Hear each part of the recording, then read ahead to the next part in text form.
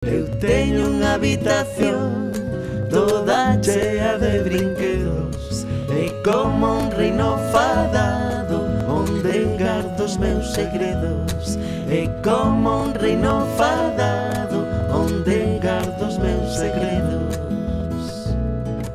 O lar, meu lar, o lar,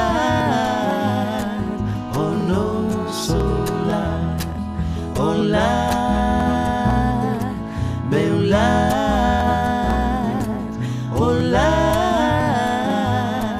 o noso lar.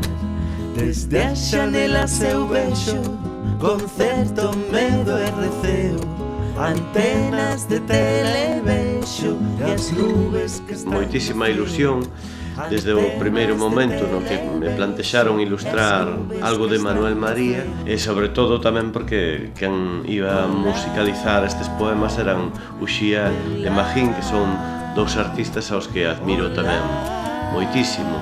No meu obradoiro, música e pintura están sempre relacionados, porque mentres pinto sempre está rondando por aquí a música, e supoño que de alguna maneira queda incrustado aí no lenzo ao final. O obxecto en sí, como unha peza, e despois toda a fusión de cousas que van aí, non? Desde o texto, a música, a ilustración.